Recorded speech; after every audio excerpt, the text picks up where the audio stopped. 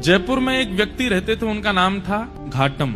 उनका पेशा था, उनके पूर्वजों से ही चला आ रहा था, वो सब चोरी करते थे। दादाजी, परदादा, परदादा, पूरे गांव का ही यही पेशा था, यही काम था, सब चोरी करते थे। एक बार रात में बैठे थे चोरी करने के लिए, तो उस दिन कोई व्यक्ति तो मिला नहीं उनको मालदार, लेकिन झोला लिए हाथ में और जटाएं बांध करके कोई संत वहां से जा रहे थे।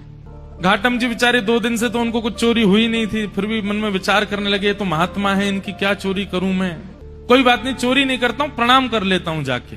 और घाटम जी उनके मार्ग पर आ गए और अर्धरात्रि का समय, घनघोर अंधेरा, प्रणाम किया। महात्मा रुक गए, बोले अरे खुश रहो वत्स, क्या नाम है, नाम आदि पूछा, कहाँ रहते हो, स्थान बताया, क्या करते हो। घाटम जी बोले मैं चोरी करता हूं। महात्मा को ये बात बड़ी बढ़िया लगी कि इसने छुपाया नहीं मुझसे, सत्य बोला। बोले चोरी क्यों करते हो भाई, चोरी डकैती करना ये अच्छी बात नहीं है, मत किया करो, अच्छा काम नहीं है।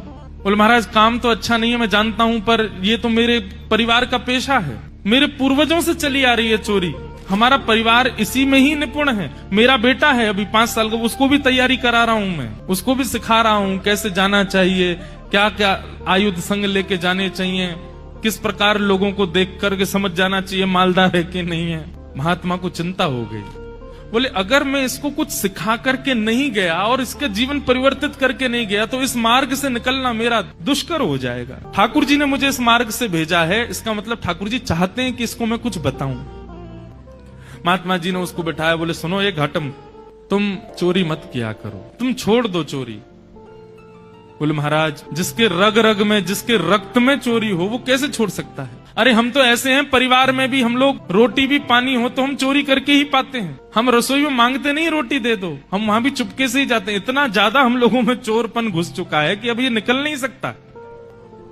महात्मा थोड़े व्याकुल थे, तो घाटम जी बोले भगवान आप देखिए व्याकुल मत होइए, मैं भी विवश हूं कि मैं नहीं छोड़ सकता चोरी, पर हाँ चोरी के अलावा जो कहोगे वो करूंगा। चोरी तो मैं करूंगा, लेकिन उसके अलावा आप जो कहोगे वो मैं अपने जीवन में उतार लूं, उस आज्ञा को मैं सर्वोपरि मानूंगा। बस चोरी को छोड़ने को मत कहो, चोरी के साथ साथ जो कहोगे मैं करूंगा। महात्मा ने विचार किया, महात्मा बोले ठीक है 4 बातें लिखो।